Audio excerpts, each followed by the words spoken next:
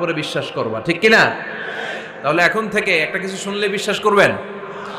একজন এসে বলল, ভাইজান আপনার মেয়েরা দেখলাম আরেক ছেলের সাথে বাজারে ঘোরাফেরা করে, ওই রমনার বটমূলে দেখলাম আপনার মেয়ে আরেক ছেলেরে নিয়ে ফষ্টি নষ্টি করে, লোকের কথা বিশ্বাস করে বাসায় যে মেয়ের চুলের মধ্যে ধরে মাইর, আইজো মার কাইলো মাইর।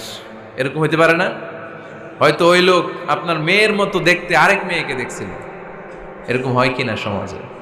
একজন এসে বললো, ভাই আপনি এখানে ভাবিরও তো দেখলাম ওই জায়গায় আরেক লোকের সাথে ঘোরাফেরা করতেছে, খবর রাখেন না বাসা? আপনি রেগে মেগে, ঘটনা কি?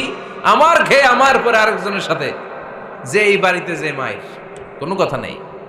দেখবেন যে ছোট্ট মারামারি থেকে এই ঘটনা অনেক সময় বিচ্ছেদ বা ডিভোর্স পর্যন্ত গড়ায়, ঠিক কিনা? ওই যে শোনা কথায় কান দিচ্ছেন, ফাতাবাইয়ুন, আপনি চেক করেন নাই। হয়তো আপনার স্ত্রীর মতো দেখতে বা আপনার স্ত্রী যে জামা পরে, যে পোশাক পরে, এরকম পোশাক পরে আরেক নারীকে দেখছে, আপনার বউ না এটা।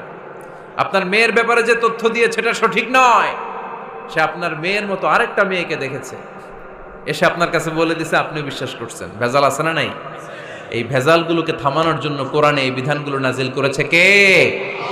তাহলে ফরিদপুরের ভাইয়েরা, সমাজটারে সুন্দর রাখার তথ্য একটা শুনলেই বিশ্বাস করবেন না। সিলে কান নিয়ে গেছে, শুনলেই সিলের পিছনে দৌড়, নাকি? কি করবেন? আগে কানে হাত দিয়ে একটু দেখবো কান দুইটা আছে না নাই, তারপরে চিলের পিছনে দৌড়ানো। তাহলে এখন থেকে আমরা তথ্য একটা শুনলেই বিশ্বাস করব। তাহলে কি করবেন? বলতে হবে কি করবেন? যাচাই বাছাই, জাস্টিফিকেশন অফ দ্য নিউজ। কোন নিউজ জাস্টিফিকেশন ছাড়া আমরা প্রচার করব, বিশ্বাস করব, শেয়ার করব না। আল্লাহ বললেন, ইয়া আইয়ুহাল্লাযীনা আমানু লা ইয়াসখার কওমুম মিন কওম। ওহে আমার ঈমানদার বান্দারা, শোনো শোনো, খবরদার কখনো কোনো মুমিন বান্দারে ঠাট্টা করো না, অবজ্ঞা করো না, ঠাট্টা করো না। তার মনে কষ্ট হয় এমন কোনো কথা তারে বলো না। Never stop of anybody. কাউকে নিয়ে ঠাট্টা করবেন না, তার দেহ নিয়ে, তার আকৃতি নিয়ে, তার বংশ নিয়ে। এক লোকের বাবা ছিল চোর, কিন্তু তার ছেলে অনেক ভালো। আপনি কি তারা বলতে পারবেন তুই চোরের ঘরের চোর? বলতে পারবেন? চুরি করছে বাবা, ওর কি দোষ? কথা বলেন। এগুলো কবিরা গুনাহ। আওয়াজ করে বলেন তো, কি গুনাহ? কবিরা গুনাহ। কারো আকৃতি নিয়ে, আমার ফরিদপুরের কলিজার টুকরা যুবক ভাইরা, কারো আকৃতি নিয়ে কখনো অবজ্ঞা করবে না, তুচ্ছ জ্ঞান করবে না। এটা কবিরা গুনাহ, এটা আল্লাহ খুব অপছন্দ করেন। এর কারণ আকৃতিটা আমাদের হাতে নাই। আমাদের কারো নাক লম্বা, কারো খাটো, আমরা কেউ কালো, কেউ সাদা, আমরা কেউ স্মার্ট, কেউ অন্যরকম। তো এই যে আমাদের এক এক ধরনের আকৃতি, এটা কি আমি বানাইছি? আপনি বানাইছেন? দিছে কে? এই জন্য কারো দেহের গঠন নিয়ে যদি আপনি অবজ্ঞা করেন, এটা প্রক্ষান্তরে আপনি স্রষ্টাকে নিয়ে অবজ্ঞা করলেন। কারো দেহের আকৃতি নিয়ে যদি আপনি তুচ্ছ করেন, তাকে তুচ্ছ করেননি, আমার রবকে আপনি তুচ্ছ করেছেন। চিল্লায় বলেন ঠিক কিনা? খবরদার, তুই কালু, তুই লম্বু, তুই মোটু, তুই কানা, তুই রোহিঙ্গা, আছে না নাই? ইদানিং ইদানিং এটা খুব চলে। এই রোহিঙ্গা নামটা আছে না? ফরিদপুরে এগুলো ঢুকে নাই না? আমাদের ওইদিকে দেখি কি অবস্থা, কারোর সাথে কেউ লাগলে তুই রোহিঙ্গা। কি আশ্চর্য, এই গালি কবে আসলো? হ্যাঁ, অনেক ধরনের গালি। ঢাকায় আর একটা চলে ফইন নির্বুত, কি বলে? এই এগুলো আগে শুনি নাই আমরা, রিসেন্ট এগুলো বলা শুরু করছে। ফইন নির্বুত, রোহিঙ্গা না। এগুলো বলে আপনি কাউকে অবজ্ঞা করতে পারবেন? পারবেন না। খবরদার, এটা কবিরা গুনাহ, এটা ছোট গুনাহ মনে করবেন না। কারণ আকৃতি নিয়ে তুচ্ছ করা যায় না, কারণ আকৃতি দান করেছে কে? হুয়াল্লাযী ইউসাউইরুকুম ফিল আরহামি কাইফা ইয়াশা লা ইলাহা ইল্লা হুয়াল আজিজুল হাকীম। তিনি এমন সত্তা যিনি তোমাদের চেহারার অবয়ব দিয়েছেন, তোমাদের আকৃতি দান করেছেন তখন যখন তোমরা মায়ের পেটের ভেতরে ছোট্ট জোকের মতো ছিলা। মায়ের পেটের ভেতরে আমরা যখন সবাই এত ছোট্ট, তখনই আমাদের চেহারার আকৃতি দিয়েছে কে? কে সুন্দর হব, কে ছেলে হব, কে মেয়ে হব, কে মোটা হব, কে চিকন হব, আমার ইচ্ছা হয়েছি? আওয়াজ করে বলতে হবে, কার ইচ্ছায়?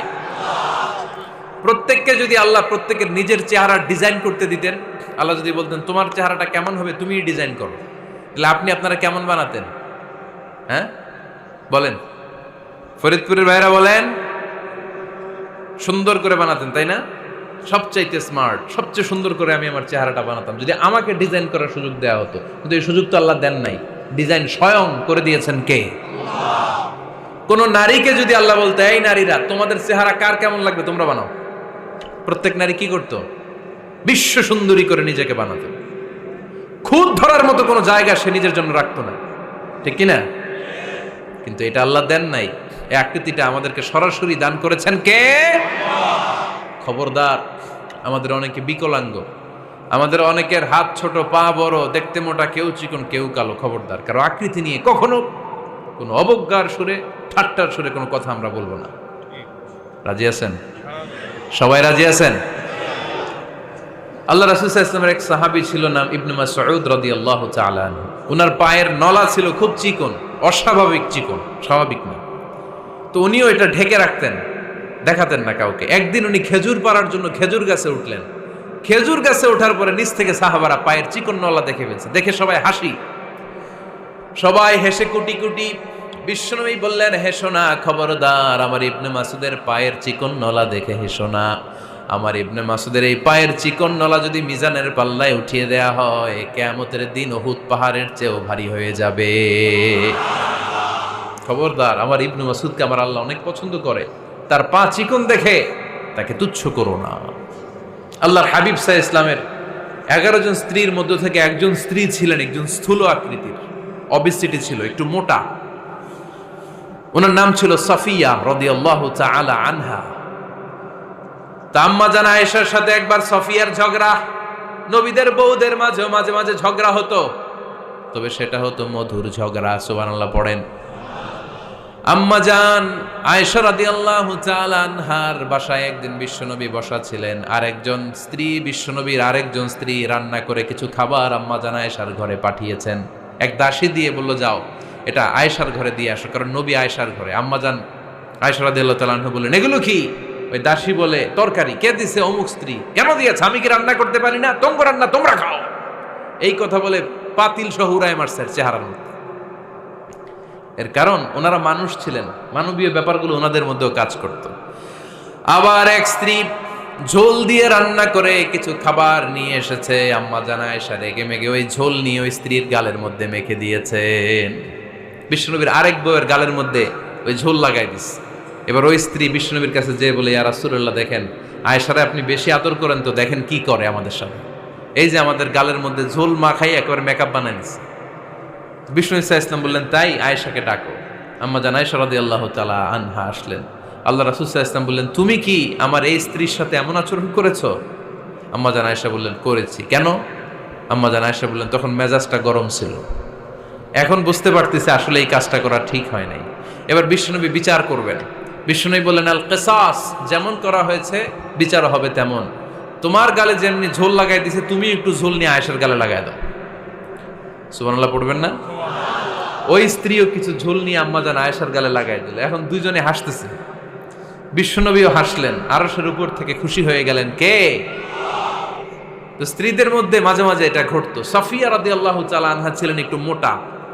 আম্মা জান আয়েশা বললেন, ইয়া রাসূলুল্লাহ, দেখেন আপনার মুটি বউ, আপনার মুটকি বউ, এই মুটি বউ বলে একদিন একটা গালির মতো দিয়ে ফেলছে। আল্লাহ রাসূল সাল্লাল্লাহু আলাইহি ওয়াসাল্লাম রেগে গেলেন, বললেন, আয়েশা এটা কেমন কথা তুমি বললা মুটি? আমার সাফিয়ারে তুমি মুটি বলে গালে দিলা রে আয়েশা। ইয়া আয়েশা লাকাদ কুলতি লা কালিমা লাউ মুজিজাত বিমা ইল বাহরি লা মাজাজাতহু। এমন একটা মন্তব্য তুমি সাফিয়ার ব্যাপারে করে ফেলেছো রে আয়েশা, এই কথাটা যদি সাগরের নীল পানির মধ্যে ছেড়ে দেয়া হয়, এই কথার পঙ্কিলতার কারণে, এই কথার কর্দমাক্ততার কারণে, এই কথার পঙ্কিলতার কারণে সাগরের সব পানিগুলো মুহূর্তের মধ্যে কালো হয়ে যাবে। এই কথাটা সাগরে ফেলে দিলে সাগরের নীল পানি পুরোটা কালো হয়ে যাবে। আয়েশা, খবরদার, কাউকে তুচ্ছ করে অবজ্ঞা করে কখনো কিছু বলা যাবে না। এই জিহ্বাটা এটা ভয়ঙ্কর একটা অঙ্গ। বেশিরভাগ পাপ এই জিহ্বা দিয়ে হয়। কি দিয়ে হয়? এজন্য সাহাবারা জিহ্বা ধরে মাঝে মাঝে জিহ্বার মধ্যে ব্যাত মারতেন আর বলতেন, জিহ্বা তোর জন্য আমি আটকে যাব কিয়ামতের দিন। আমলিক আলাইকা লিসানাক, নিজের জিহ্বার মালিক নিজে হন। আপনার জিহ্বার মালিক যেন শয়তান না হয়ে যায়। জিহ্বা আপনার, শয়তানের ভাষায় আপনি কথা বলেন কেন? খবরদার, প্রতিটা কমেন্ট, প্রতিটা কথা, প্রতিটা মন্তব্য, এগুলোর ব্যাপারে কিয়ামতের দিন পাই টু পাই করে আপনার কাছে আল্লাহর সুপ্রিম কোর্টের কাঠগড়ায় দাঁড় করিয়ে আপনারা জিজ্ঞেস করবে কে? এজন্য বিশ্বনবী বলছেন, মাইয়াদমানলি মা বাইনা লিহিয়াইহি ওয়া মা বাইনা রিজলাইহি আদমান লাহুল জান্নাহ। আমার কোন উম্মত যদি দুইটা অঙ্গের গ্যারান্টি আমারে দেয়, আমি আমার উম্মতকে জান্নাতের গ্যারান্টি দেব। দুইটা অঙ্গের, একটা হলো জিহ্বা আর একটা লজ্জাস্থান। দুই চোয়ালের মাঝে যা থাকে লিজ্জা, জিহ্বা, আর দুই পায়ের মাঝখানে যা থাকে লজ্জাস্থান। এই দুইটা অঙ্গের গ্যারান্টি যদি বিশ্বনবীকে আপনি দেন যে নবী জিহ্বা আর লজ্জাস্থান এই দুইটা অঙ্গের কোনো পাপ আমি করব না, নবী বলে আমি দুনিয়ায় তোমার জান্নাতের গ্যারান্টি দিলাম। এজন্য জিহ্বাটারে সামলান, যা মনে চায় বললেন না। খবর আছে না নাই? খবর আছে। মা ইয়ালফিযু মিন কাউলিন ইল্লা লাদাইহি রাকীবুন আতীদ। যা মুখ দিয়ে বের হয় লিখে রাখার জন্য দুইজন ফেরেশতা রেডি করে রেখেছে কে? চিল্লায় বলেন। যতদিন আমরা বেঁচে থাকবো ততদিন থাকবে আমাদের কাঁধে। আমরা মরে যাবো, এই ফেরেশতারা উড়াল দিবে, ঠিক কিনা? দুই কান্দে জি ছিল যে তোমার দুইজনা পাহারা, তোমারে একলা থইয়া পালাইছে তাহারা। তোমার আটকুঠুরি নয় দরজা বন্ধ এবার হলো রে হলো, মুখে আল্লাহ রসুল সবে বলো, ও মুখে আল্লাহ রসুল সবে বলো। দুয়ারে আইসাছে পালকি নাই হরি গাও তোলো রে তোলো, মুখে আল্লাহ রসুল সবে বলো, ঠিক না? এজন্য সাবধান। আমলিক আলাইকা লিসানাক, নিজের জিহ্বার মালিক নিজে হন। মন যা চায় মুমিন তখন ইচ্ছা মতো মন মতো কোনো মন্তব্য ছুটতে পারে না। বিশ্বাসী বলে যদি নিজেকে দাবি করেন, নিজের জিহ্বার মালিক নিজে থাকার দরকার আছে না নাই?